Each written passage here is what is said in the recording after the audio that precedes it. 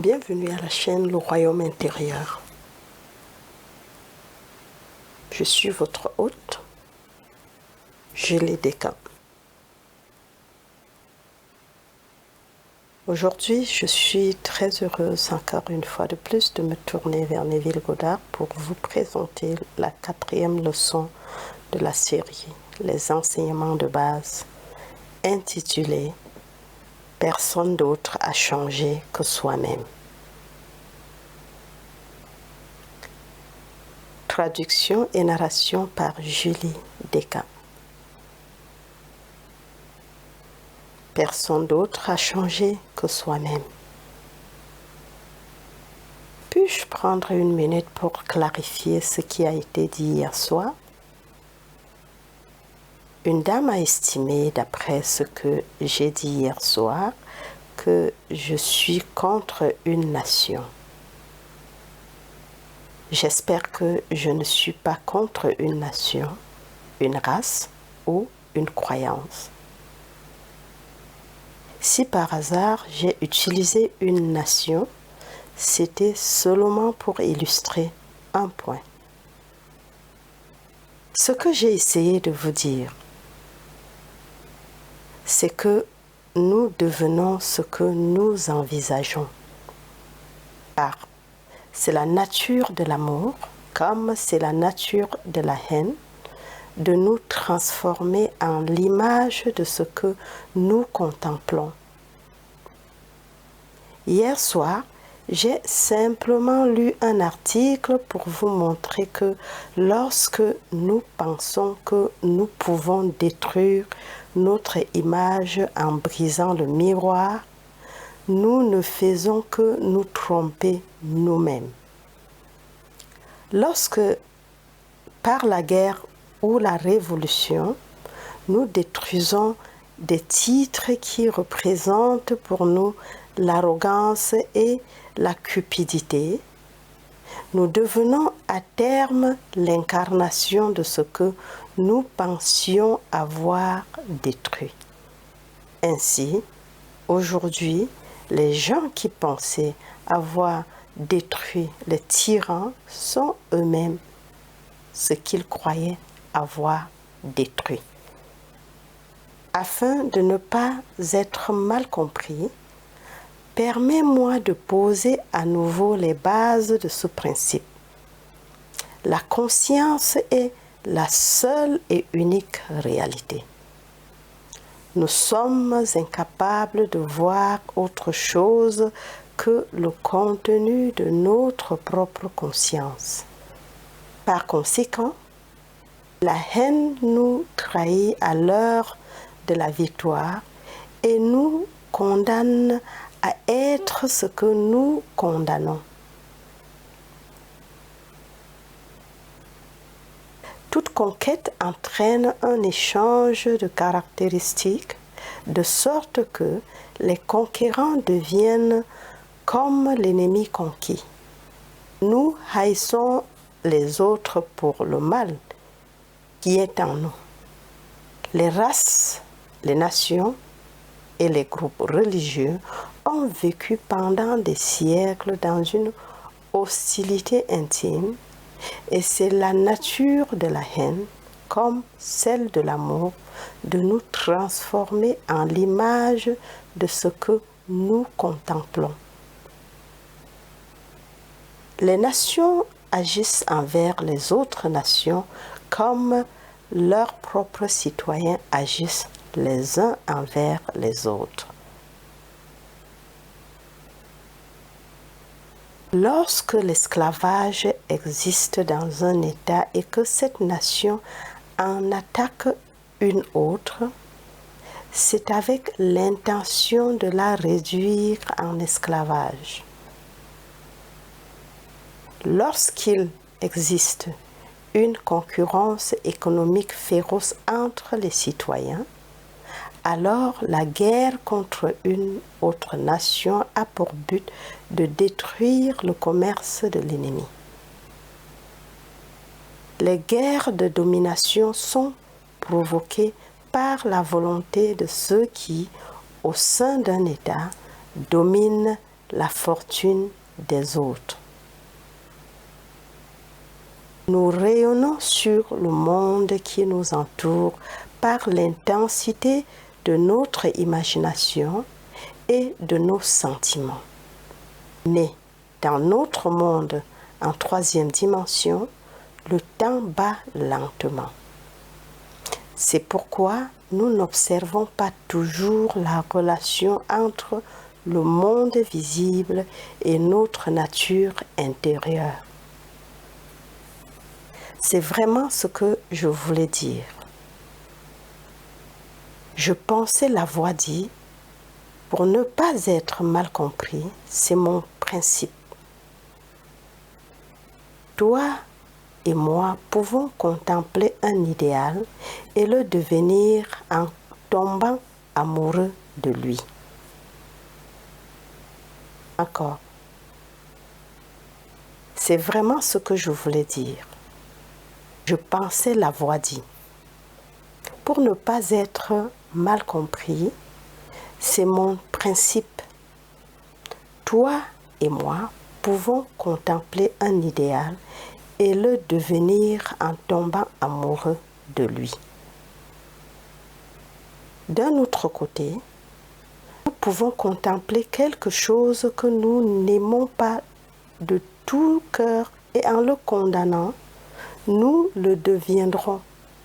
Mais en raison de la lenteur du temps dans ce monde tridimensionnel, lorsque nous devenons ce que nous avons contemplé, nous avons oublié que nous avions l'intention de l'adorer ou de le détruire.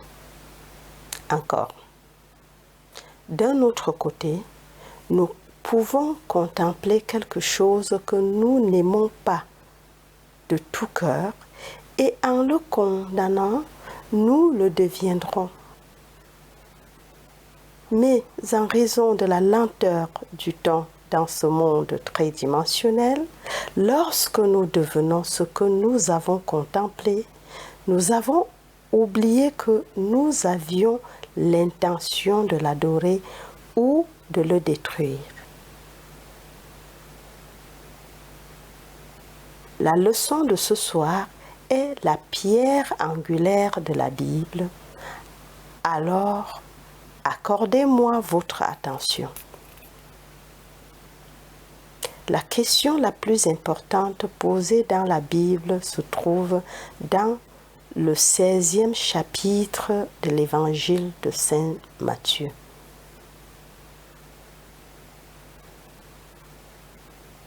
Comme tu le sais, toutes les histoires de la Bible sont des histoires.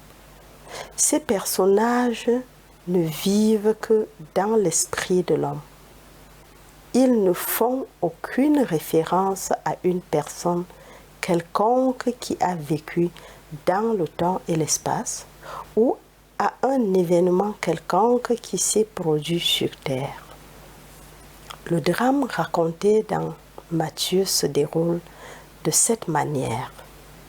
Jésus se tourne vers ses disciples et leur demande « Que disent les hommes que moi, le Fils de l'homme, je suis ?» Matthieu 16, verset 13. Et ils répondirent « Les uns disent que tu es Jean-Baptiste, les autres Élie, et les autres Jérémie ou l'un des prophètes. » Il leur dit, « Mais toi, qui dis-tu que je suis ?» Et Simon-Pierre répondit, « Tu es le Christ, le Fils du Dieu vivant. » Et Jésus lui répondit, « Tu es béni, Simon Bar-Yona, car ce n'est pas la chair et le sang qui te l'ont révélé, mais mon Père qui est dans les cieux. Et je te dis aussi que tu es Pierre, et que sur cette pierre, je bâtirai mon église. » Matthieu 16, versets 14 à 18. Jésus se tournant vers ses disciples et l'homme se tournant vers son esprit discipliné dans la contemplation de soi. Tu te poses la question, que disent les hommes que je suis? Dans notre langue, je me demande ce que les hommes pensent de moi. Vous répondez, certains disent que Jean est revenu, d'autres disent Élie, d'autres encore Jérémie, et d'autres encore un prophète d'autrefois est revenu. Il est très flatteur de se faire dire que vous ressemblez aux grands hommes du passé, mais la raison éclairée n'est pas asservie par l'opinion publique. Elle ne s'intéresse qu'à la vérité et se pose donc une autre question. Mais qui dites-vous que je suis? En d'autres termes, qui suis-je? Si je suis assez audacieux pour supposer que je suis Jésus-Christ, la réponse reviendra. Tu es Jésus-Christ. Tu es Jésus-Christ. Lorsque je pourrai l'assurer, le ressentir et le vivre avec audace, je me dirai, la chair et le sang n'auraient pas pu dire cela, mais mon Père qui est aux cieux me l'a révélé. Alors, je fais de ce concept de soi, de moi, le rocher sur lequel j'établis mon Église, mon monde. Si tu ne crois pas que je suis lui, tu mourras dans tes péchés. Jean 8, 24. Parce que la conscience est la seule réalité, je dois supposer que je suis déjà ce que je désire être. Si je ne crois pas que je suis déjà ce que je veux être, alors je reste comme je suis et je meurs dans cette limitation. L'homme est toujours à la recherche d'un support sur lequel s'appuyer. Il est toujours à la recherche d'une excuse pour justifier son échec. Cette révélation ne donne à l'homme aucune excuse pour l'échec. La conception qu'il a de lui-même est la cause de toutes les circonstances de sa vie. Tous les changements doivent d'abord venir de l'intérieur de lui-même, et s'il ne change pas à l'extérieur, c'est parce qu'il n'a pas changé à l'intérieur. Mais l'homme n'aime pas sentir qu'il est seul responsable des conditions de sa vie. À partir de ce moment, beaucoup de ses disciples s'en retournèrent et ne marchèrent plus avec lui. Alors Jésus dit aux 12, « Voulez-vous aussi vous en aller ?» Alors Simon-Pierre lui répondit, « Seigneur, à qui irons-nous? Tu as la parole de la vie éternelle. » Jean 6, 66 à 68. Je n'aime peut-être pas ce que je viens d'entendre, à savoir que je dois me tourner vers ma propre conscience comme étant la seule réalité, le seul fondement sur lequel tous les phénomènes peuvent être expliqués. Il était plus facile de vivre quand je pouvais en blâmer un autre. C'était beaucoup plus facile de vivre quand je pouvais blâmer la société pour mes maux ou pointer du doigt un autre pays. Et blâmer une autre nation. C'est plus facile de vivre quand je pouvais blâmer le temps pour ce que je ressens. Mais me dire que je suis la cause de tout ce qui m'arrive, que je façonne toujours mon monde en harmonie avec ma nature intérieure, c'est plus que ce que l'homme est prêt à accepter. Si cela est vrai, à qui irai-je? Si ce sont les paroles de la vie éternelle, je dois y retourner, même si elles semblent si difficiles à digérer. Lorsque l'homme comprendra cela, il saura que l'opinion publique n'a pas d'importance, car les hommes ne font que lui dire qui ils sont. Le comportement des hommes me dit constamment qui je me suis conçu comme étant.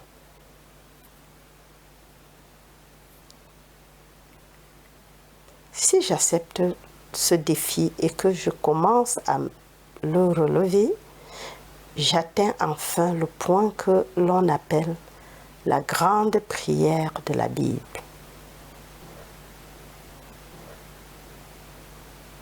Elle est racontée dans le 17e chapitre de l'évangile de Saint Jean. J'ai achevé l'œuvre que tu m'as donnée à faire. Jean 17,4. Et maintenant, ô Père, glorifie-moi de ta propre personne avec la gloire que j'avais avec toi avant que le monde ne soit. Jean 17,5. Encore. Et maintenant, ô Père, glorifie-moi de ta propre personne avec la gloire que j'avais avec toi avant que le monde ne soit. Jean 17,5. Pendant que j'étais avec eux dans le monde, je les ai gardés en ton nom. J'ai gardé ce que tu m'as donné et aucun d'eux n'est perdu, sinon le fils de la perdition. Jean 17,12. Il est impossible que quoi que ce soit se perde.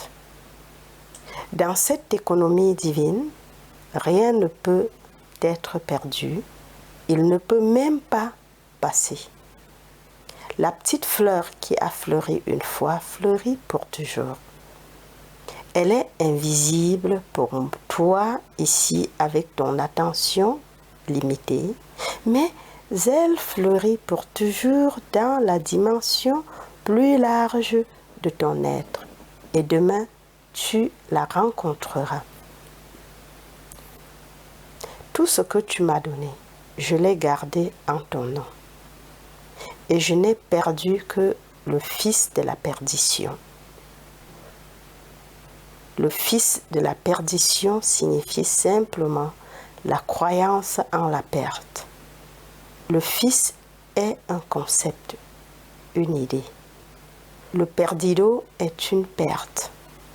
Je n'ai vraiment perdu que le concept de perte, car rien ne peut être perdu. Wow! Encore. Tout ce que tu m'as donné, je l'ai gardé en ton nom, et je n'ai perdu que le fils de la perdition. Le fils de la perdition signifie simplement la croyance en la perte. Le fils est un concept, une idée. Le perdido est une perte. Je n'ai vraiment perdu que le concept de perte, car rien ne peut être perdu. Je peux descendre de la sphère où la chose elle-même vit maintenant, et quand je descends en conscience à un niveau inférieur en moi, elle passe de mon monde. Je dis, j'ai perdu ma santé, j'ai perdu ma richesse, j'ai perdu mon statut dans la communauté. J'ai perdu la foi. J'ai perdu 1000 choses. Mais les choses en elles-mêmes ayant été réelles dans mon monde ne peuvent jamais cesser de l'être. Elles ne deviennent jamais irréelles avec le temps. En descendant dans la conscience à un niveau inférieur, je fais disparaître ces choses de ma vue et je dis, elles sont parties, elles sont finies, aussi loin que va mon monde. Tout ce que je dois faire, c'est de m'élever au niveau où elles sont éternelles et elles s'objectivent à nouveau et apparaissent comme des réalités dans mon monde. L'essentiel de tout le 17e chapitre de l'évangile de Saint Jean se trouve dans le 19e verset. Et à cause d'eux, je me sanctifie afin qu'eux aussi soient sanctifiés par la vérité. Jusqu'à présent, je pensais pouvoir changer les autres par l'effort.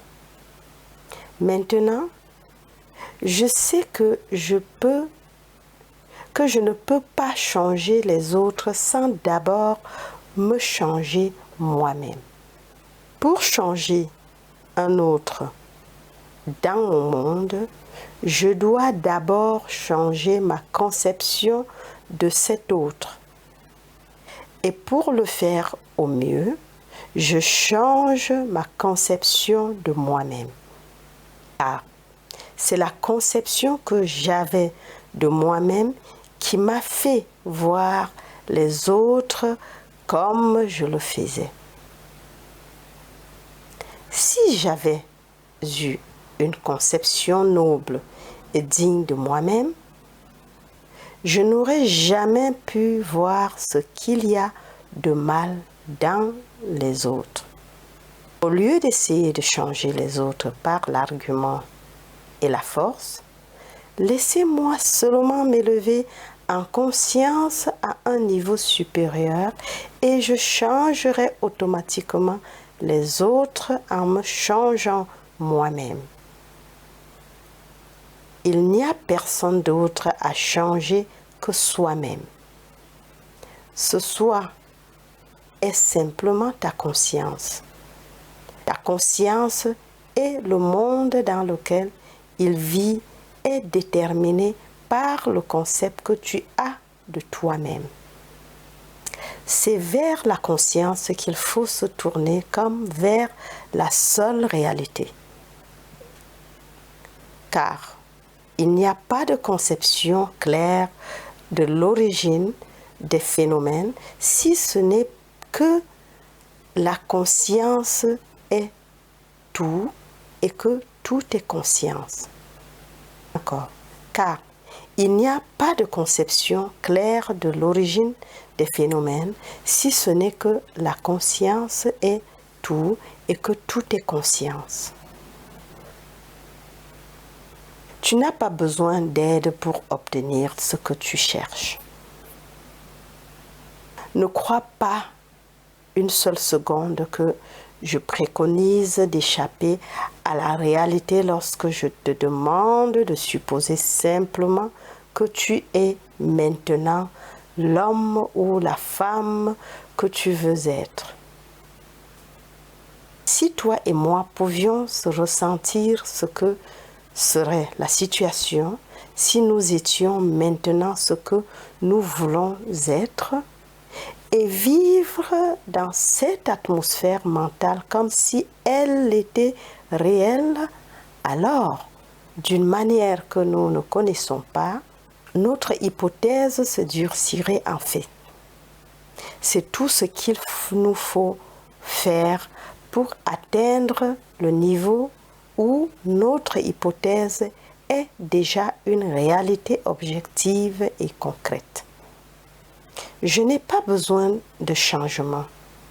je me sanctifie moi-même et ce faisant, je sanctifie les autres. Toutes les choses sont pures. Il n'y a rien d'impur en soi. Mais pour celui qui estime que quelque chose est impur, pour lui c'est impur. Romains 14, 14. Il n'y a rien d'impur en soi, mais toi, par ta conception de toi-même, tu vois les choses soit pures, soit impures. Moi et mon Père sommes un. Jean 10, 30. Si je ne fais pas les œuvres de mon Père, ne me crois pas. Mais si je le fais et que tu ne me crois pas, crois aux œuvres, afin que tu saches et que tu crois que le Père est en moi et que je suis en lui. Jean 10, 37, 38. Il s'est fait un avec Dieu et n'a pas trouvé étrange ou volé de faire les œuvres de Dieu. Tu portes toujours des fruits en harmonie avec ce que tu es.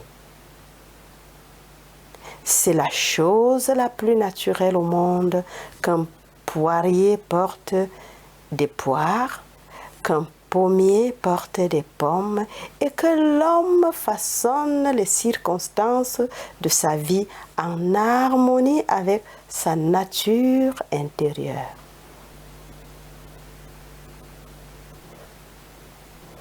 Je suis la vigne, vous êtes les sarments. Jean 15, 5. Un sarment n'a de vie que s'il est enraciné dans la vigne.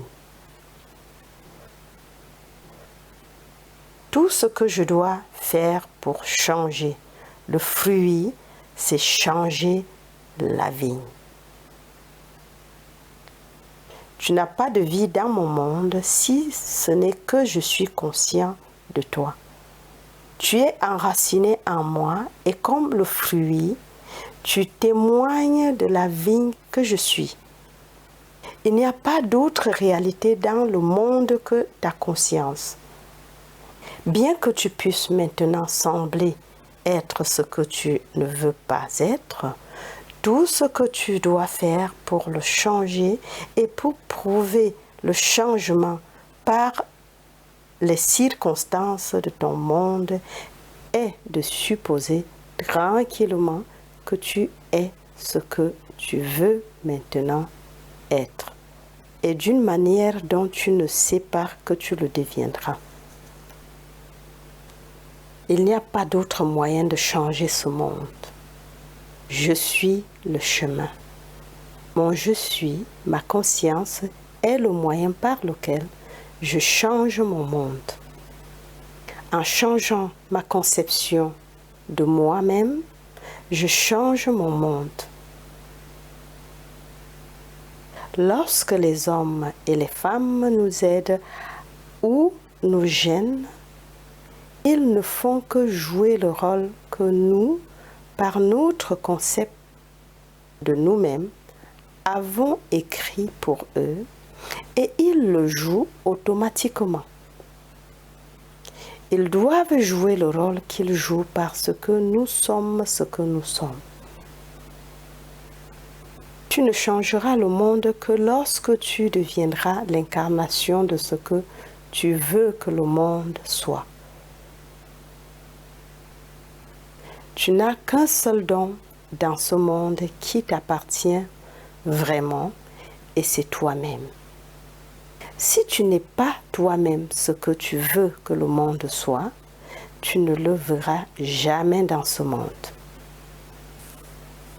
Si tu ne crois pas que c'est moi, tu mourras dans tes péchés. Jean 8, 24. Sais-tu vraiment que personne dans cette pièce ne vit dans le même monde? Nous allons rentrer chez nous dans des mondes différents ce soir. nous fermons nos portes sur des mondes entièrement différents. Nous nous levons demain et nous allons travailler où nous nous rencontrons et nous nous rencontrons les uns les autres. Mais nous vivons dans des mondes mentaux différents, des mondes physiques différents. Waouh! Je ne peux donner que ce que je suis. Je n'ai pas d'autre cadeau à donner. Si je veux que le monde soit parfait, et qui ne le veut pas, je n'ai échoué que parce que je ne savais pas que je ne pourrais jamais le voir parfait avant d'être moi-même parfaite. Si je ne suis pas parfaite, je ne peux pas voir la perfection, mais le jour où je le deviens, j'embellis mon monde parce que je le vois à travers mes propres yeux. Dans la pureté, toutes les choses sont pures. Tite 1:15. Personne ici ne peut me dire que tu as entendu le message une nuit quelconque. La seule chose que tu dois faire est d'entendre ce que je dis à travers ce que tu es. Il doit être filtré par tes préjugés, tes superstitions et ta conception de toi-même. Quoi que tu sois, il doit passer par là et être coloré par ce que tu es. Si tu es perturbé et que tu souhaites que je sois autre chose que ce que j'ai l'air d'être, alors tu dois être ce que tu veux que je sois. Nous devons devenir la chose que nous voulons que les autres soient, sinon nous ne les verrons jamais être ce qu'ils sont. Ta conscience, ma conscience, est la seule véritable fondation dans le monde. C'est ce qu'on appelle Pierre dans la Bible, pas un homme. Cette fidélité qui ne peut se tourner vers personne, qui ne peut être flattée quand les hommes te disent que tu es Jean revenu. C'est très flatteur de se faire dire que tu es Jean le Baptiste revenu ou le grand prophète Élie ou Jérémie. Encore. Ta conscience, ma conscience est la seule véritable fondation dans le monde. C'est ce qu'on appelle Pierre dans la Bible. Pas un homme. Cette fidélité qui ne peut se tourner vers personne, qui ne peut être flattée quand les hommes te disent que tu es Jean revenu. C'est très flatteur de se faire dire que tu es Jean le Baptiste revenu ou le grand prophète Élie ou Jérémie. Alors, j'assourdis mes oreilles à cette petite nouvelle très flatteuse que les hommes me donneraient et je me demande, mais honnêtement, qui suis-je? Si je peux nier les limites de ma naissance, de mon environnement et la croyance que je ne suis qu'une extension de mon arbre généalogique et sentir en moi que je suis le Christ et soutenir cette hypothèse jusqu'à ce qu'elle prenne une place centrale et forme le centre habituel de mon énergie, je ferai les œuvres attribuées à Jésus. Sans pensée ni effort, je façonnerai un monde en harmonie avec cette perfection que j'ai assumée et que je sens jaillir en moi. Waouh! Encore. Si je peux nier les limites de ma naissance, de mon environnement et la croyance que je ne suis qu'une extension de mon arbre généalogique et sentir en moi que je suis le Christ et soutenir cette hypothèse jusqu'à ce qu'elle prenne une place centrale et forme le centre habituel de mon énergie, je ferai les œuvres attribuées à Jésus. Sans pensée ni effort, je façonnerai un monde en harmonie avec cette perfection que j'ai assumée et que je sens jaillir en moi. Lorsque j'ouvre les yeux des aveugles, que je tends les oreilles des sourds, que je donne de la joie pour le deuil et de la beauté pour les cendres, alors et seulement alors, j'ai vraiment établi cette vigne au plus profond de moi. C'est ce que je ferais automatiquement si j'étais vraiment consciente d'être le Christ. On dit de cette présence qu'il a prouvé qu'il était le Christ par ses œuvres.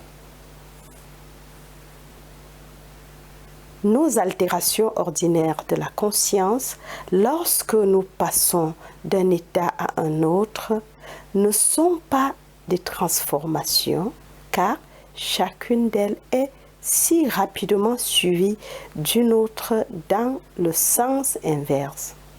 Mais lorsque notre hypothèse devient si stable qu'elle expulse définitivement ses rivaux, alors ce concept central habituel définit notre caractère et constitue une véritable transformation. Jésus, ou la raison éclairée, n'a rien vu d'impur chez la femme prise en adultère. Il lui dit, « Personne ne t'a condamné. » Jean 8, 10. Elle dit, « Non, Seigneur, aucun homme. » Et Jésus lui dit, « Je ne te condamne pas non plus. Va et ne pêche plus. » Jean 8, 11. Peu importe ce qui est amené devant la beauté, elle ne voit que la beauté. Jésus était si complètement identifié à la belle qu'il était incapable de voir le mal aimé. Lorsque toi et moi prendrons réellement conscience d'être le Christ, nous aussi, nous redresserons les bras de ceux qui sont flétris et ressusciterons les espoirs morts des hommes. Nous ferons toutes les choses que nous ne pouvions pas faire lorsque nous nous sentions limités par notre arbre généalogique.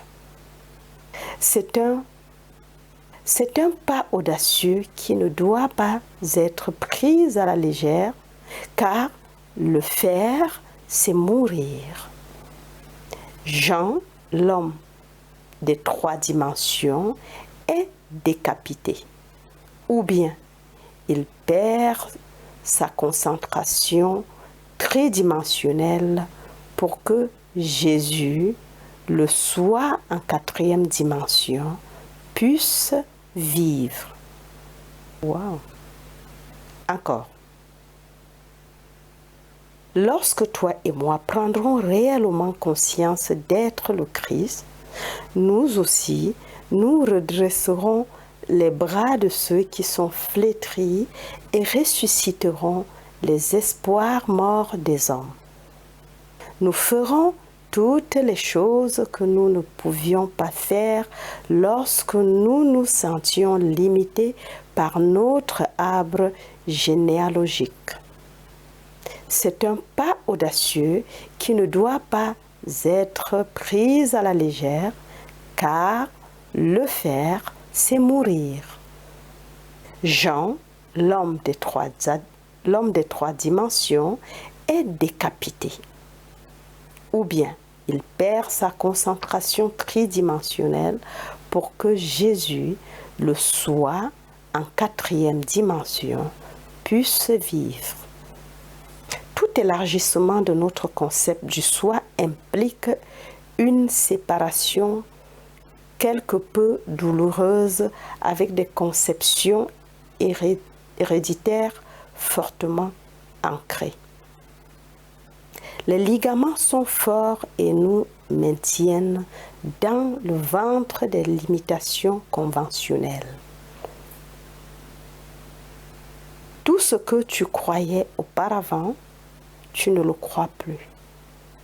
Tu sais maintenant qu'il n'y a pas de pouvoir en dehors de ta propre conscience.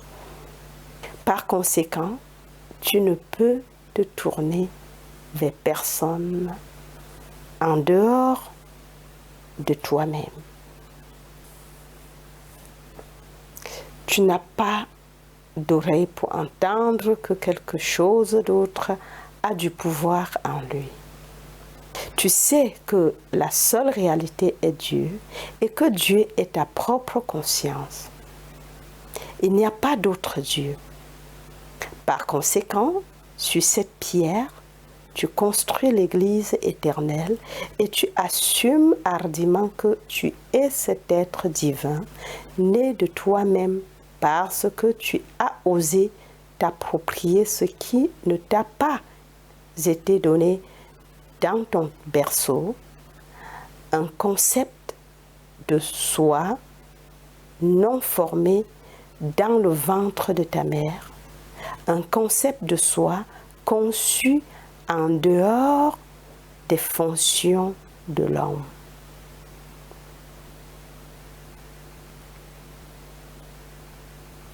L'histoire nous est magnifiquement racontée dans la Bible à travers les deux fils d'Abraham. L'un, le bienheureux Isaac, né en dehors des fonctions de l'homme, et l'autre, Ismaël, né en esclavage.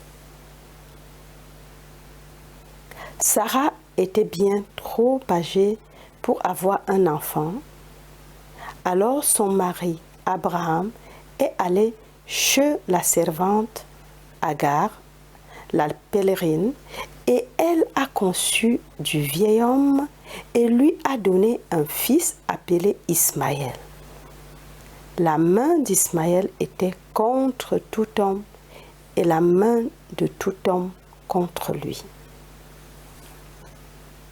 Tout enfant né d'une femme naît dans l'esclavage, naît dans tout ce que son environnement représente, que ce soit le trône d'Angleterre, la Maison Blanche ou tout autre grand lieu du monde. Chaque enfant né d'une femme est personnifié comme cet Ismaël, l'enfant de Hagar.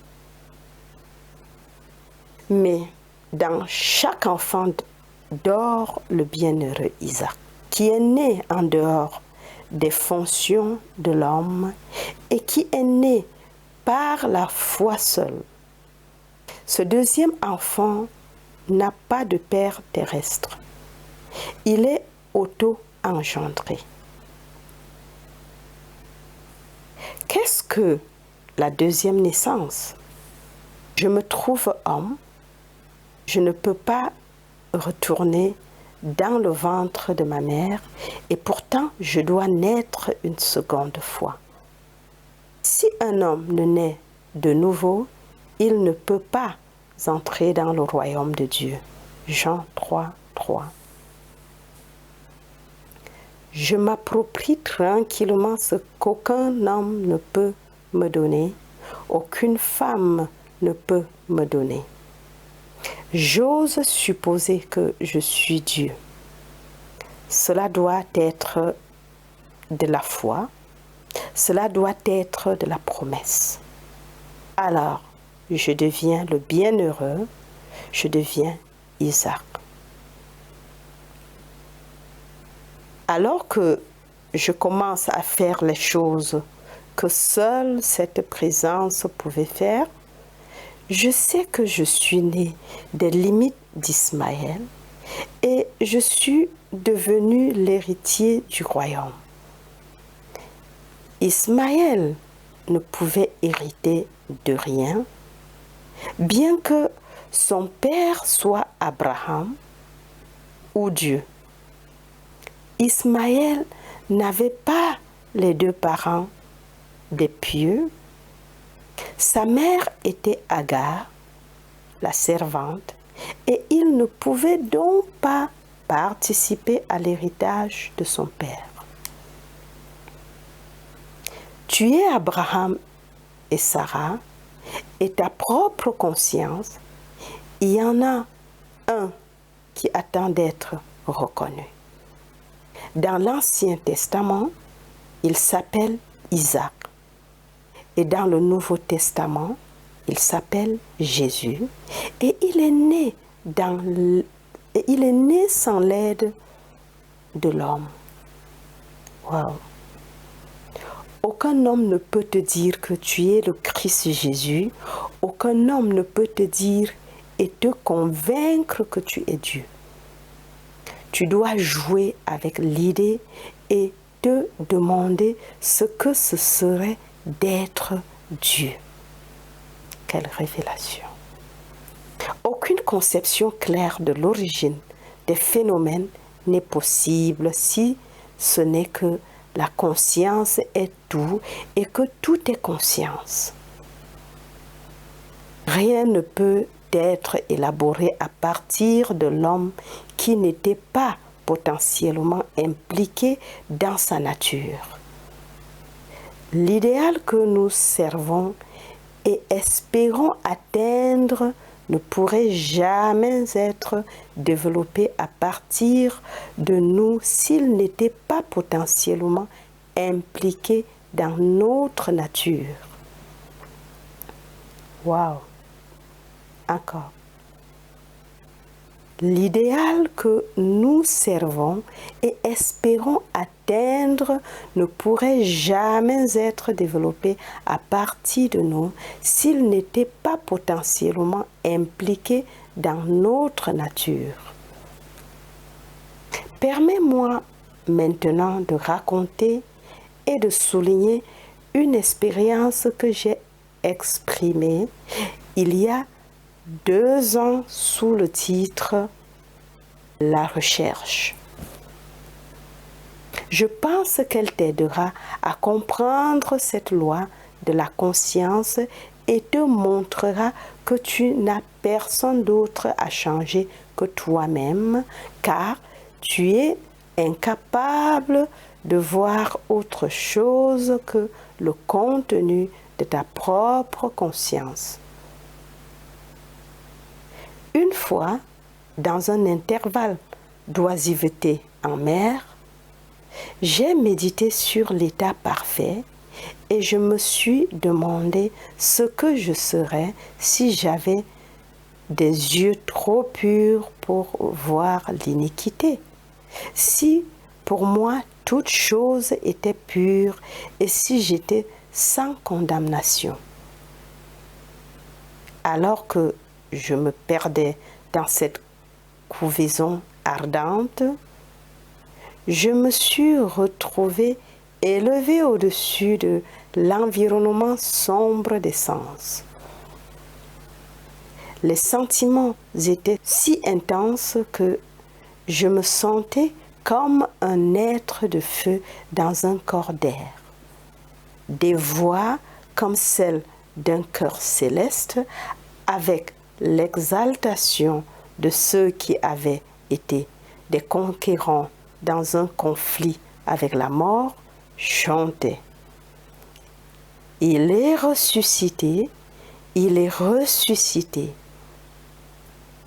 Et intuitivement, je savais qu'elle me concernait. Puis, j'ai eu l'impression de marcher dans la nuit.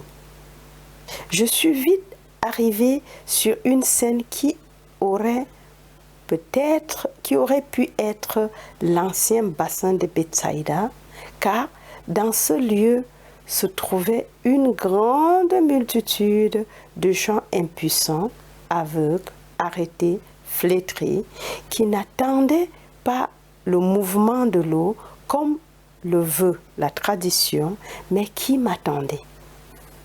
Lorsque je me suis approchée, sans réflexion ni effort de ma part, ils étaient l'un après l'autre, modélés comme par le magicien de la Belle. Les yeux, les mains, les pieds, tous les membres manquants ont été tirés d'un réservoir invisible et moulés en harmonie avec cette perfection qui jaillissait en moi. Lorsque tout fut parfait, le cœur exulta. C'est fini. Je sais que cette vision était le résultat de mon intense méditation sur l'idée de perfection, car mes méditations entraînaient invariablement l'union avec l'état envisagé. J'étais si complètement absorbée par cette idée que pendant un certain temps, je suis devenue ce que je contemplais et le but élevé auquel je m'étais identifiée à ce moment-là attirait la compagnie des choses élevées et façonnait la vision en harmonie avec ma nature intérieure. Waouh! Encore. Je sais que cette vision était le résultat de mon intense méditation sur l'idée de ma perfection, car mes méditations entraînaient invariablement l'union avec l'état envisagé. J'étais si complètement absorbée par cette idée que, pendant un certain temps, je suis devenue ce que je contemplais et le but élevé auquel je m'étais identifiée à ce moment-là attirait la compagnie des choses élevées et façonnait la vision en harmonie avec ma nature intérieure. L'idéal avec lequel nous sommes unis fonctionne par association d'idées pour éveiller 1000 humeurs afin de créer un drame en accord avec l'idée centrale. Encore, l'idéal avec lequel nous sommes unis fonctionne par association d'idées pour éveiller 1000 humeurs afin de créer un drame en accord avec l'idée centrale. Mes expériences mystiques m'ont convaincu qu'il n'y a pas d'autre moyen d'atteindre la perfection que nous recherchons que par la transformation de nous-mêmes. Dès que nous réussirons à nous transformer, le monde fondra comme par magie sur nos yeux et se remodèlera en harmonie avec ce qu'affirme notre transformation. Nous façonnons le monde qui nous entoure par l'intensité de notre imagination et de nos sentiments et nous illuminons ou assombrissons notre vie par les concepts que nous avons de nous-mêmes.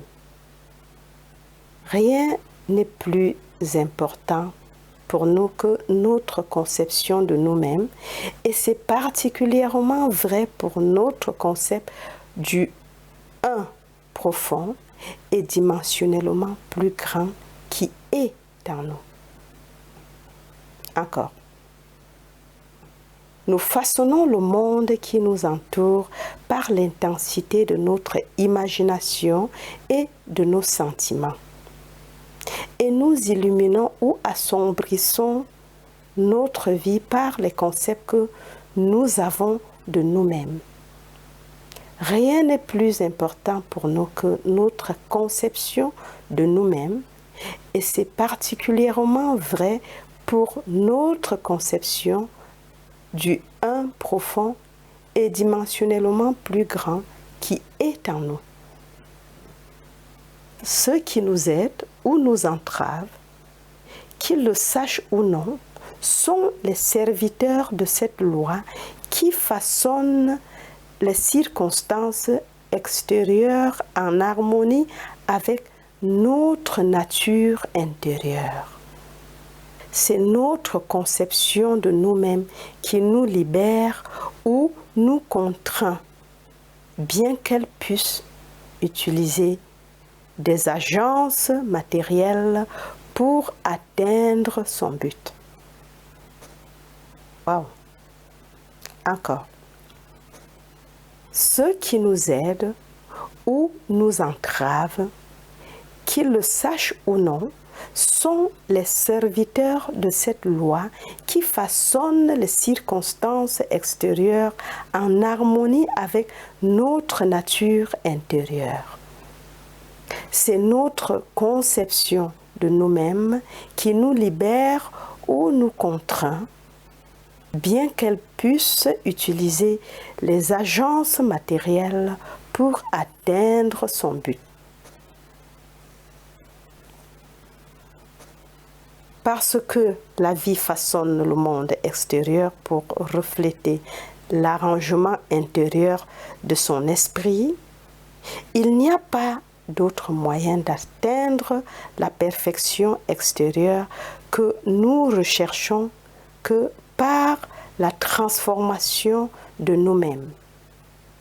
Aucune aide ne vient de l'extérieur. Les collines vers lesquelles nous levons les yeux sont celles d'une gamme intérieure. C'est donc vers notre propre conscience que nous devons nous tourner quant à la seule réalité, le seul fondement sur lequel tous les phénomènes peuvent être expliqués. Nous pouvons absolument contempler sur la justice de cette loi pour ne nous donner que ce qui est de la nature de nous-mêmes. Tenter de changer le monde avant de changer la conception que nous avons de nous-mêmes, c'est lutter contre la nature des choses. Il ne peut y avoir de changement extérieur tant qu'il n'y a pas d'abord un changement intérieur. Encore. Tenter de changer le monde avant de changer la conception que nous avons de nous-mêmes, c'est lutter contre la nature des choses. Il ne peut y avoir de changement extérieur tant qu'il n'y a pas d'abord un changement intérieur. Aussi bien à l'intérieur qu'à l'extérieur.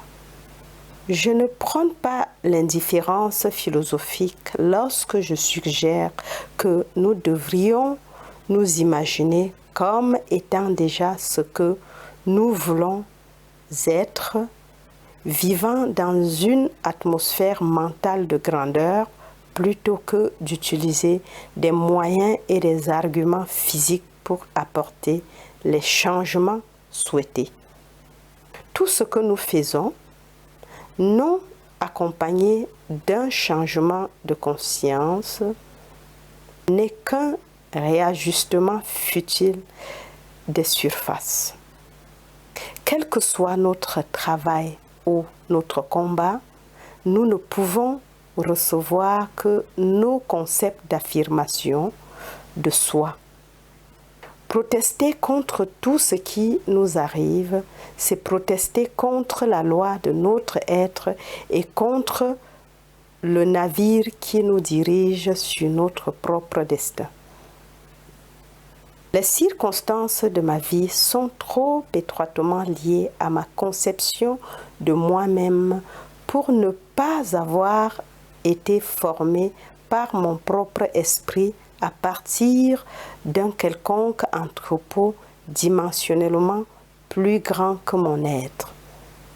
Si ces événements me font souffrir, je devrais en rechercher la cause en moi-même, car je suis déplacé ici et là et on me fait vivre dans un monde, car je suis déplacé ici et là et on me fait vivre dans un monde en harmonie avec ma conception de moi-même. Si nous devenions aussi émotionnellement excités par nos idées que nous le sommes par nos aversions, nous monterions au niveau de notre idéal aussi facilement que nous descendons maintenant au niveau de nos haines. Encore. Si nous devenions aussi émotionnellement excités par nos idées que nous le sommes par nos aversions, nous monterions au niveau de notre idéal aussi facilement que nous descendrions maintenant au niveau de nos haines. L'amour et la haine ont un pouvoir magique de transformation et nous grandissons par leur exercice à la ressemblance de ce que nous contemplons. Par l'intensité de la haine, nous créons en nous le caractère que nous imaginons chez nos ennemis. Les qualités meurent par manque d'attention. Aussi, la meilleure façon d'effacer les états mal aimés serait-elle d'imaginer la beauté pour les cendres et la joie pour le deuil, plutôt que d'attaquer directement l'état dont nous serions libres. Tout ce qui est beau est bon à savoir, pensez-y, car nous devenons ce avec quoi nous sommes en rapport. Il n'y a rien à changer si ce n'est notre conception de nous-mêmes. Dès que nous réussirons à nous transformer, notre monde se dissoudra et se remodèlera en harmonie avec ce que notre changement affirme. En descendant dans la conscience, j'ai provoqué l'imperfection que je vois. Dans l'économie divine, rien n'est perdu.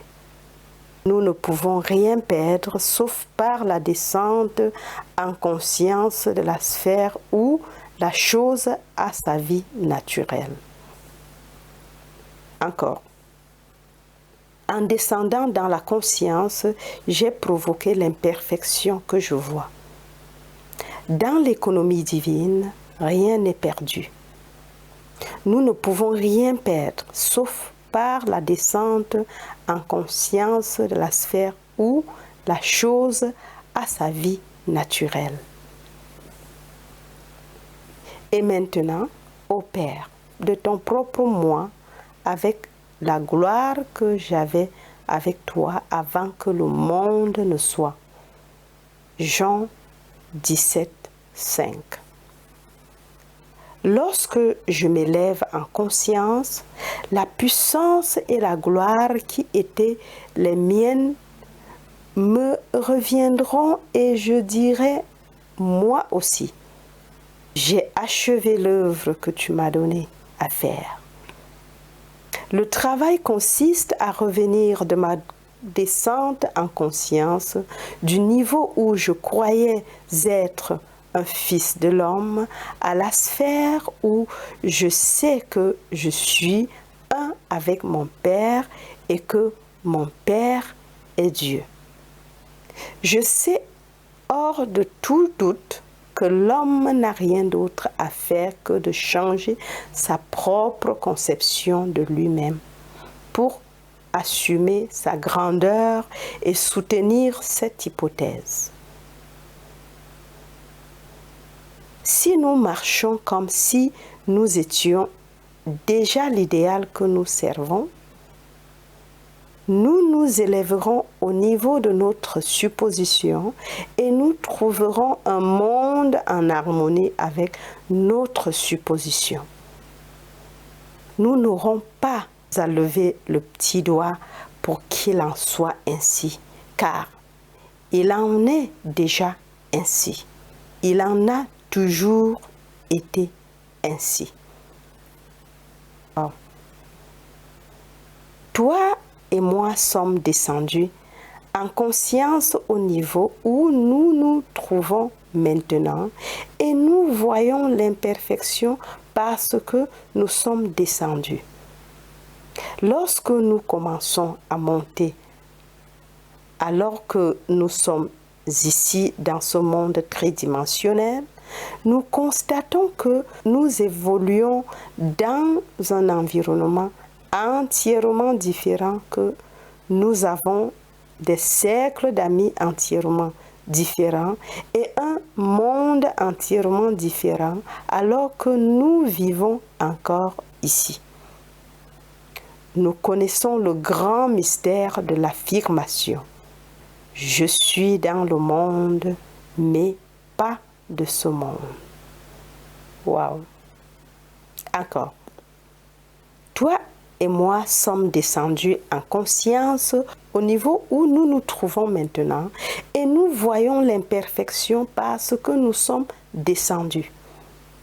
Lorsque nous commençons à monter alors que nous sommes ici dans ce monde tridimensionnel, nous constatons que nous évoluons dans un environnement entièrement différent, que nous avons des cercles d'amis entièrement différents et un monde entièrement différent alors que nous vivons encore ici.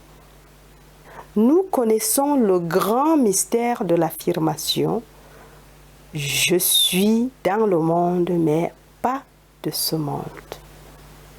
Au lieu de changer les choses, je suggère à tous de s'identifier à l'idéal qu'il envisage.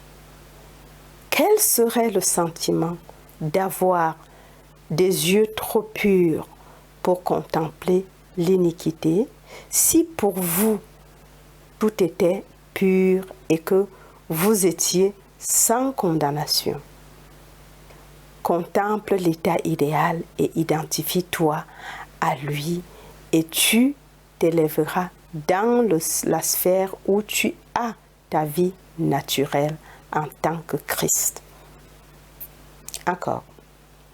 Au lieu de changer les choses, je suggère à tous de s'identifier à l'idéal qu'il envisage. Quel serait le sentiment d'avoir les yeux trop purs pour contempler l'iniquité si pour toi tout était pur et que tu étais sans condamnation? Contemple l'idéal et identifie-toi à lui et tu t'élèveras dans la sphère où tu as ta vie naturelle en tant que Christ. Waouh! Tu es toujours dans l'état où tu étais avant que le monde ne soit. La seule chose qui est tombée, c'est ta conception de toi-même. Tu vois les parties cassées qui ne le sont pas vraiment.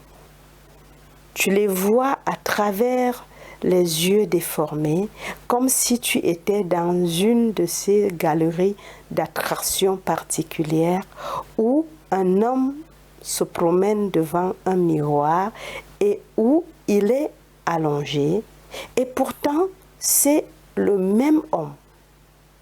Ou bien il se regarde dans un autre miroir et il est tout grand et gros. On voit ces choses aujourd'hui parce que l'homme est ce qu'il est.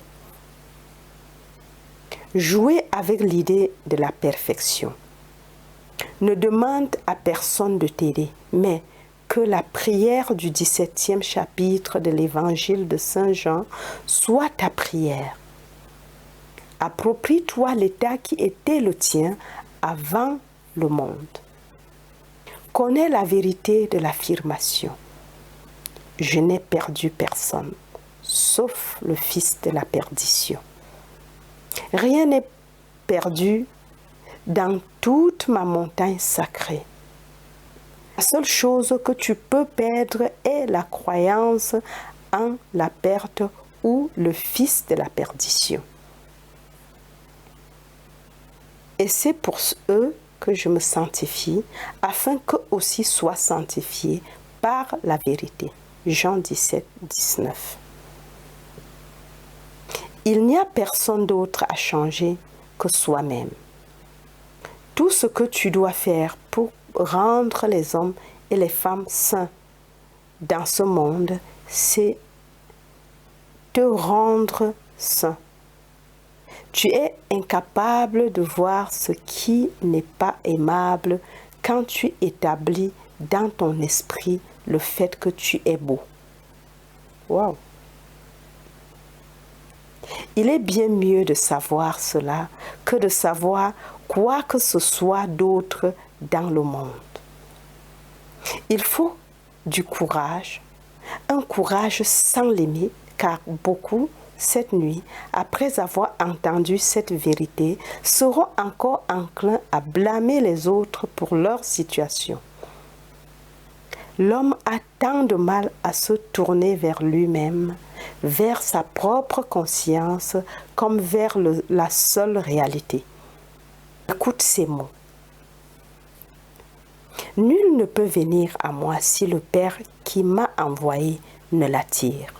Jean 6, 44. Mon Père et moi sommes un. Jean 10, 30. Un homme ne peut rien recevoir si ce n'est que cela lui soit donné du ciel. Jean 3, 27. C'est pourquoi mon Père m'aime, parce que je donne ma vie pour la reprendre. Nul ne me la prend, mais je la donne de moi-même. Jean 10, 17 et 18. Ce n'est pas toi qui m'as choisi, mais moi qui t'ai choisi. La conception que j'ai de moi-même façonne un monde en harmonie avec lui-même et amène les hommes à me dire constamment par leur comportement qui je suis. La chose la plus importante dans ce monde pour toi est ta conception de toi-même. Lorsque tu n'aimes pas ton environnement, les circonstances de la vie et le comportement des hommes, demande-toi, qui suis-je? C'est ta réponse à cette question qui est la cause de tes dégoûts. Si tu ne te condamnes pas toi-même, il n'y aura pas d'homme dans ton monde pour te condamner. Si tu vis dans la conscience de ton idéal, tu ne verras rien à condamner. Toutes les choses sont pures. Maintenant, je voudrais passer un peu de temps à clarifier autant que possible ce que je fais personnellement quand je prie, ce que je fais quand je veux apporter des changements dans mon monde. Tu trouveras cela intéressant et tu verras que cela fonctionne. Personne ici ne peut me dire qu'il ne peut pas le faire. C'est tellement simple que tout le monde peut le faire. Nous sommes ce que nous imaginons être. Cette technique n'est pas difficile à suivre, mais tu dois avoir envie de le faire. Tu ne peux pas l'aborder avec l'attitude de l'esprit. Oh, eh bien, je vais l'essayer. Oh, bien, je vais l'essayer. Tu dois avoir envie de le faire parce que le moteur de l'action est le désir. Je reprends. Cette technique n'est pas difficile à suivre, mais tu dois avoir envie de le faire. Tu ne dois pas l'aborder avec l'attitude de l'esprit. Oh, eh bien, je vais l'essayer. Non, tu dois avoir envie de le faire parce que le moteur de l'action est le désir. Le désir est le ressort principal de toute action. Et maintenant, qu'est-ce que je veux? Je dois définir mon désir, mon objectif. Par exemple, supposons que je veuille maintenant être ailleurs. En ce moment même, je désire vraiment être ailleurs. Je n'ai pas besoin de passer la porte. Je n'ai pas besoin de m'asseoir. Je n'ai pas besoin de faire autre chose que de me tenir là où je suis et les yeux fermés. Je suppose que je me trouve réellement là où je veux être. Ensuite, je reste dans cet état jusqu'à ce qu'il ait le sentiment d'être réel. Si j'étais maintenant ailleurs, je ne pourrais pas voir le monde tel que je le vois maintenant ici. Le monde change dans sa relation avec moi à mesure que je change de position dans l'espace. Wow! Je me tiens donc ici, je ferme les yeux et j'imagine que je vois ce que je verrais si j'étais là. Je reste dans l'espace assez longtemps pour le ressentir comme étant réel. Je ne peux pas toucher les murs de cette pièce d'ici, mais lorsque tu fermes les yeux et que tu restes immobile, tu peux imaginer et sentir que tu le touches. Tu peux te tenir là où tu es et imaginer que tu poses ta main sur ce mur. Pour le prouver que tu l'es vraiment, mets-la là et fais-la glisser vers le haut et sens le bois. Tu peux imaginer que tu le fais sans te lever de ton siège. Tu peux le faire et tu le sentiras vraiment si tu deviens assez immobile et intense. Je me tiens là où je suis et je laisse le monde que je veux voir et dans lequel je veux entrer physiquement se présenter devant moi comme si j'y étais maintenant. En d'autres termes, j'amène ailleurs ici en supposant que j'y suis. Est-ce clair? Je le laisse venir, je ne le fais pas venir. J'imagine simplement que je suis là et je laisse faire. Si je veux une présence physique, j'imagine qu'il se tient ici et que je le touche. Tout au long de la Bible, je touche ces suggestions. Il posa ses mains sur eux. Il les a touchés. Si tu veux réconforter quelqu'un, quel est le sentiment automatique? De poser ta main sur eux, on ne peut pas y résister. Tu rencontres un ami et la main sort automatiquement.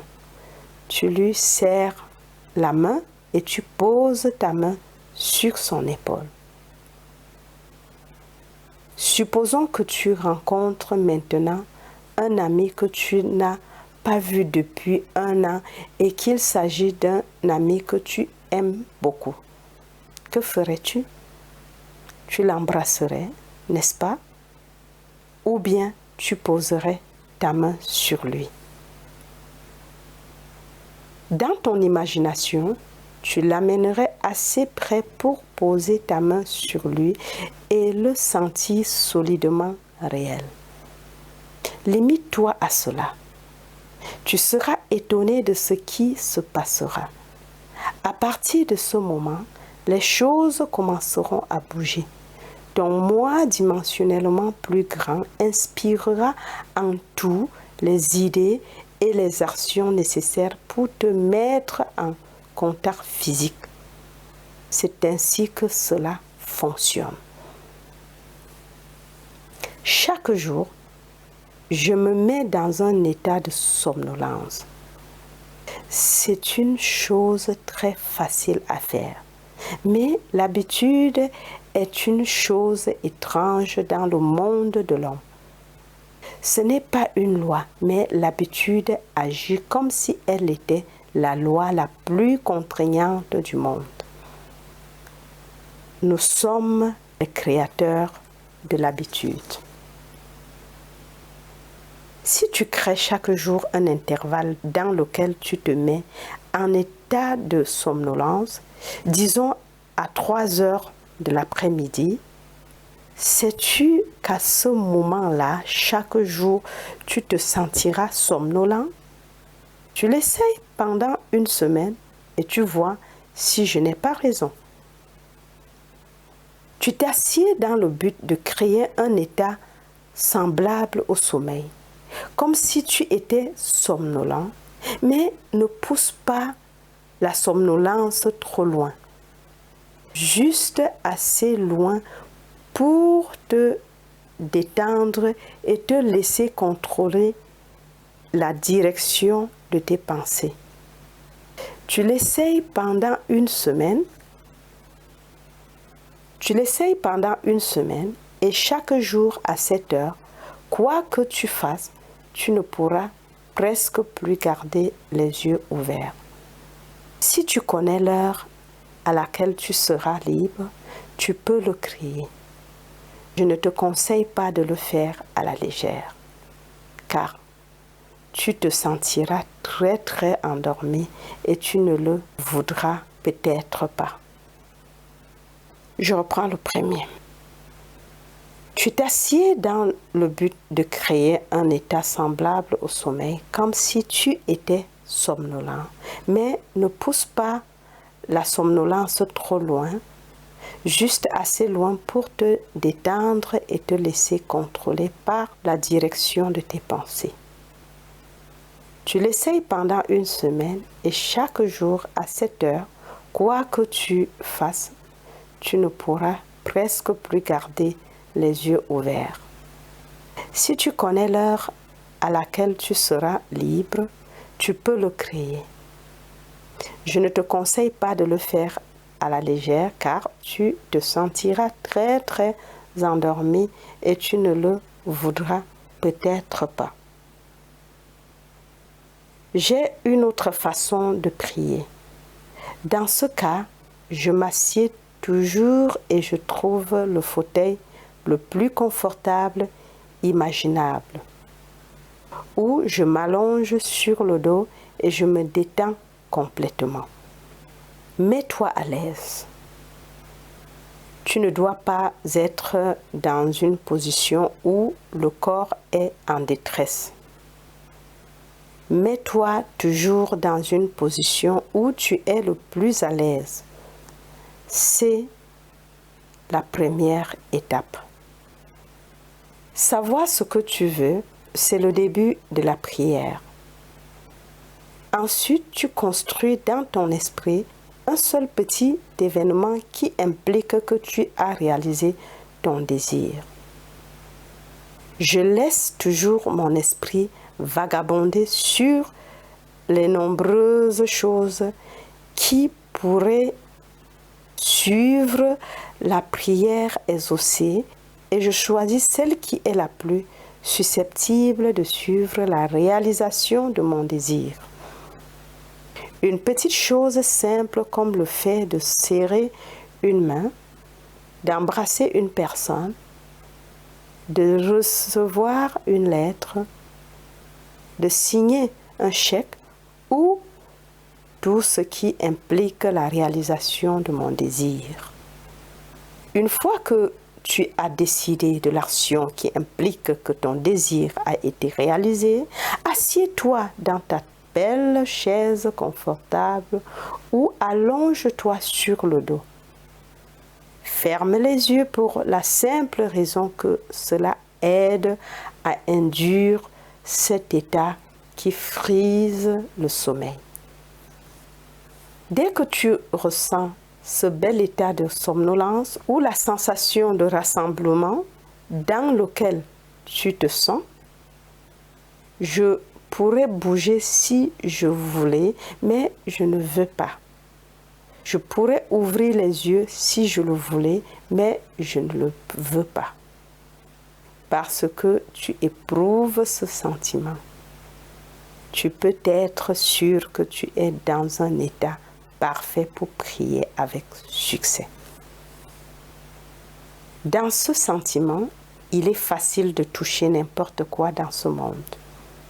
Tu fais la petite action simple et limitée qui implique l'accomplissement de ta prière et tu la ressens ou tu l'exécutes. Quoi qu'il en soit, tu entres dans l'action comme si tu étais un acteur de rôle. Tu ne t'assieds pas et ne te visualises pas en train de le faire, tu le fais.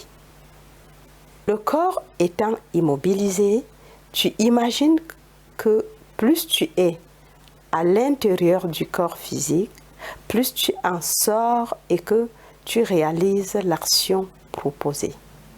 Si tu vas marcher, tu imagines que tu es en train de marcher.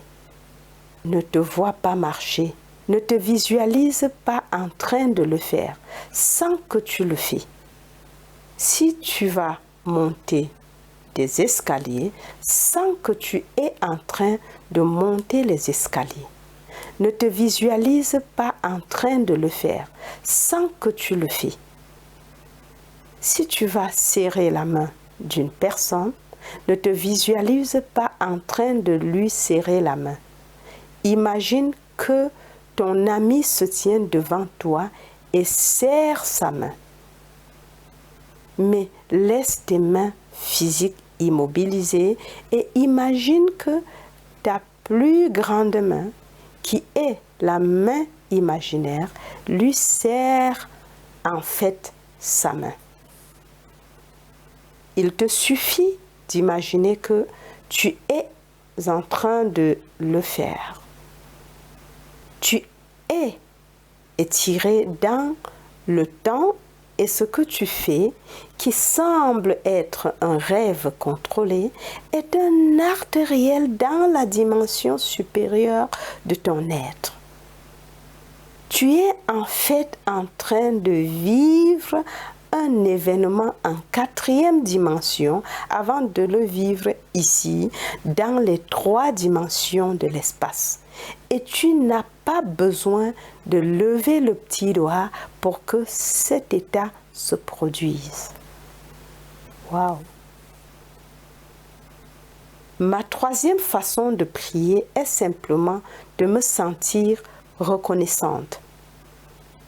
Si je veux quelque chose, que ce soit pour moi ou pour un autre, j'immobilise le corps physique, puis je produis un état semblable au sommeil et dans cet état, je me sens simplement heureuse, reconnaissante, ce qui implique la réalisation de ce que je veux.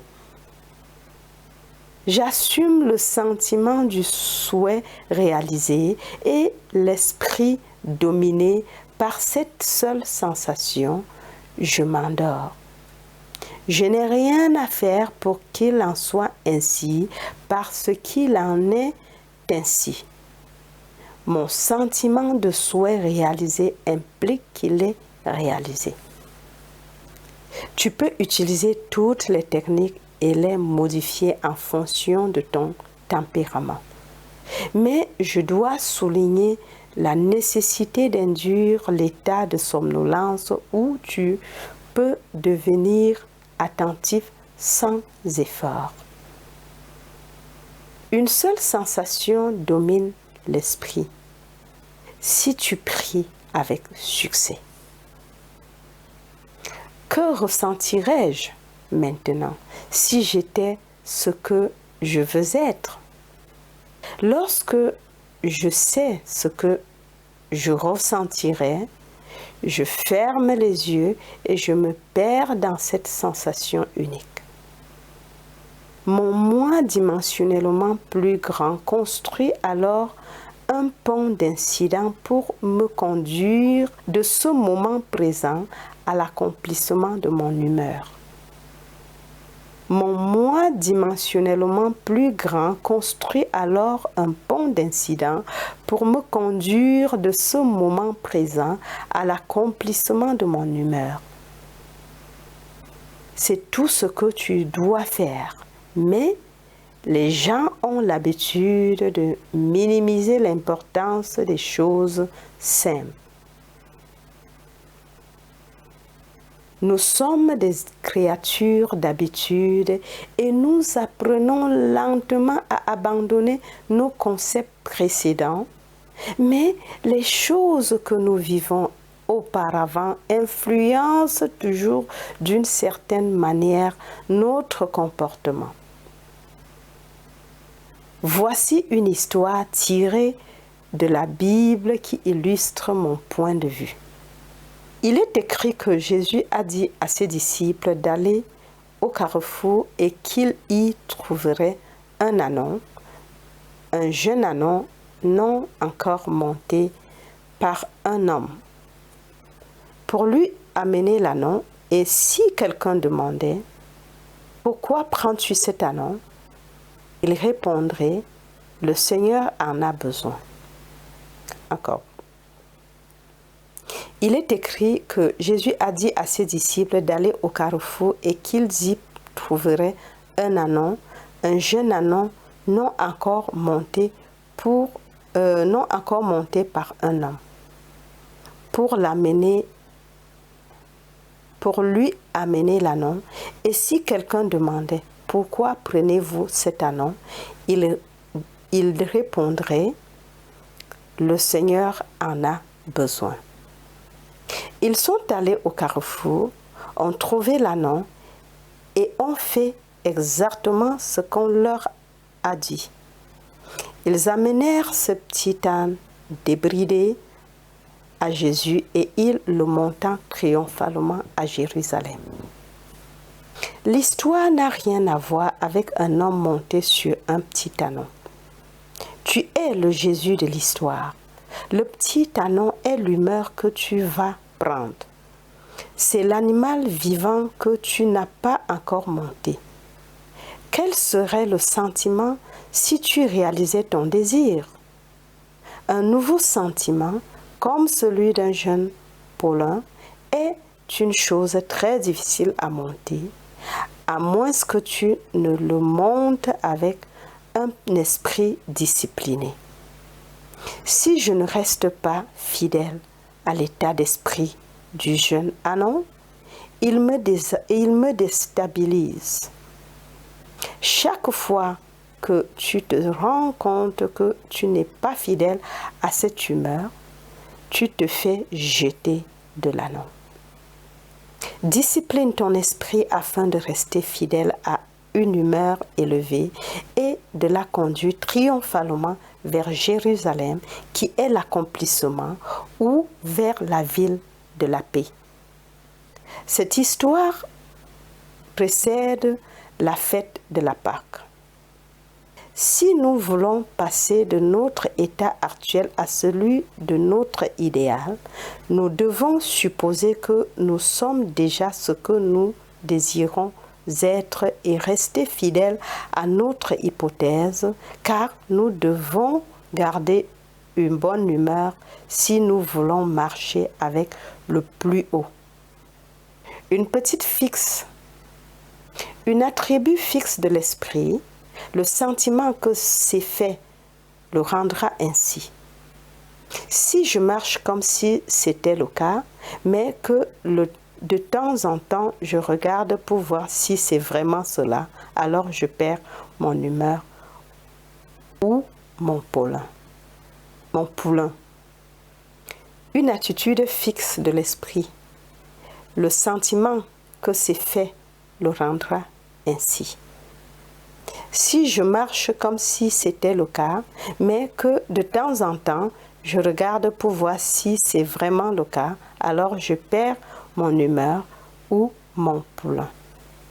Si je suspendais mon jugement comme Peter, je pourrais marcher sur l'eau.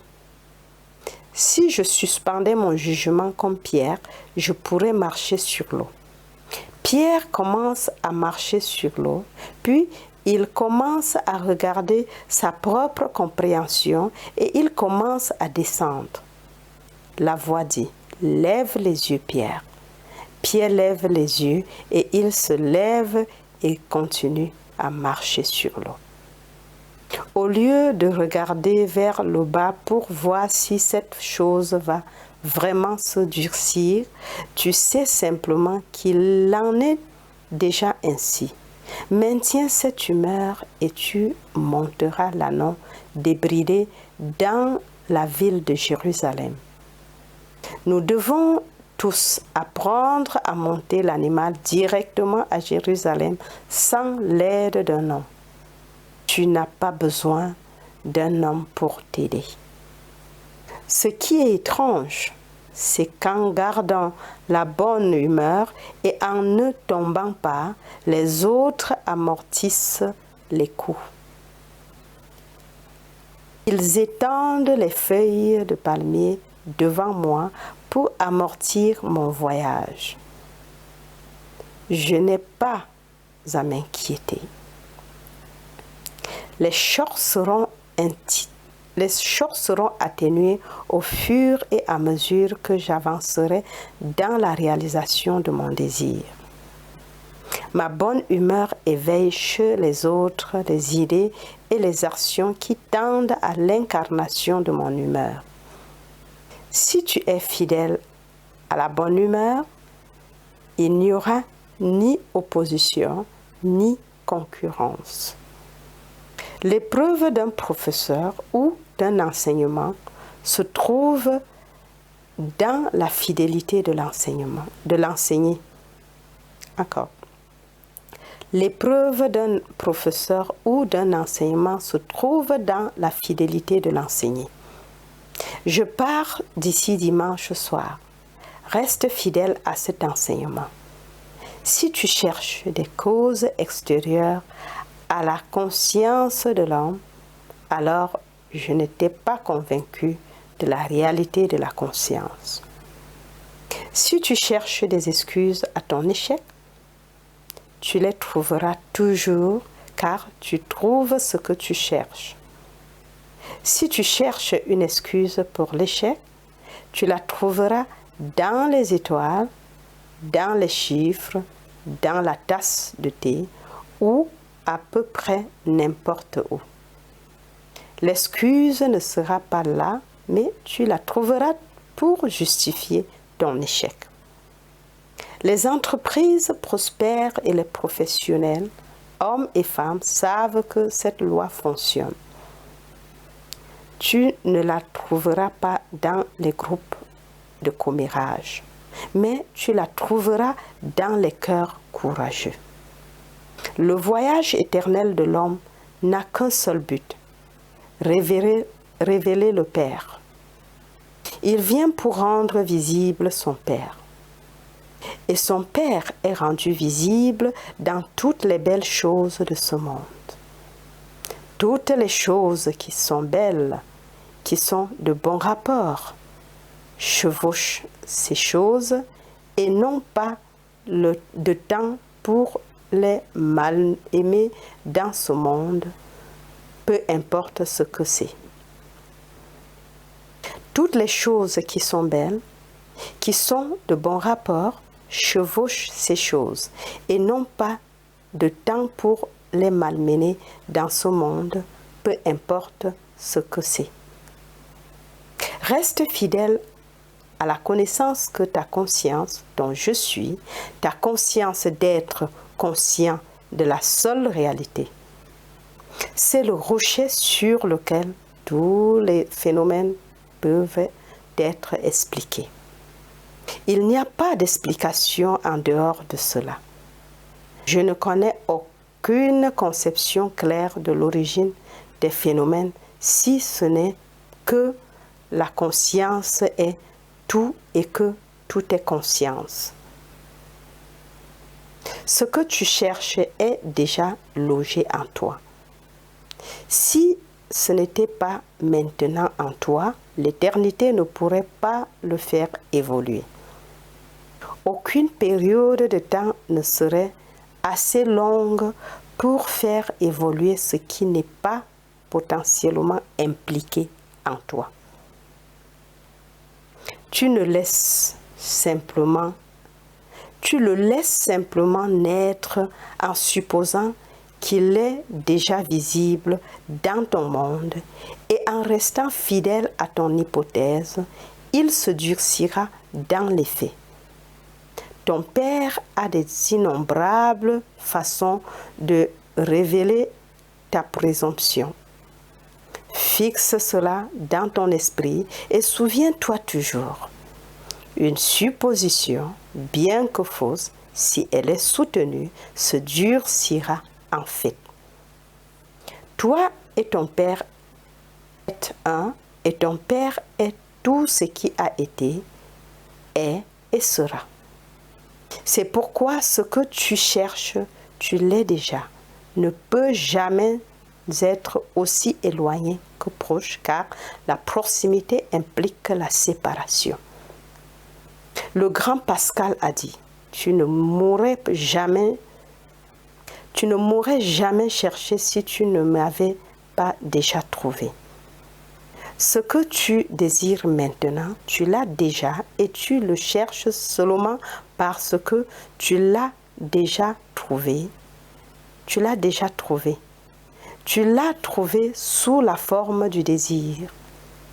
Il est tout aussi réel sous la forme du désir que ce qu'il va être pour vos organes corporels. Ce qui va être, il est tout aussi réel sous la forme du désir que ce qu'il va être pour tes organes corporels. Waouh! Je reprends. Le grand Pascal a dit, tu ne m'aurais jamais cherché si tu ne m'avais pas déjà trouvé. Ce que tu désires maintenant, tu l'as déjà et tu le cherches seulement parce que tu l'as déjà trouvé. Tu l'as trouvé sous la forme du désir. Il est tout aussi réel sous la forme du désir que ce qu'il va être pour tes organes corporels. Waouh, waouh, waouh! Quelle merveilleuse leçon, quelle merveilleuse révélation. Waouh! Nous sommes à la fin de cette leçon 4 qui renferme beaucoup d'enseignements et c'est très important. J'espère que chacun prendrait le temps de lire pour mieux discerner ce qui se cache, le trésor qui se cache dans cette leçon, le diamant contenu dans la leçon. Merci pour m'avoir écouté jusqu'à la fin. Merci également pour ton abonnement, ton like et ton commentaire constructif qui sont très encourageants. Et si tu n'es pas encore abonné, pense également à le faire dès maintenant et le faisant, n'oublie pas d'activer la cloche afin de ne rater aucune de mes futures publications. Merci également de partager tes expériences avec le message afin d'encourager et de fortifier les autres. Enfin, n'oublie pas de partager l'enseignement avec les autres personnes que tu aimerais bien voir grandir spirituellement. Au revoir et à la prochaine. Bye bye.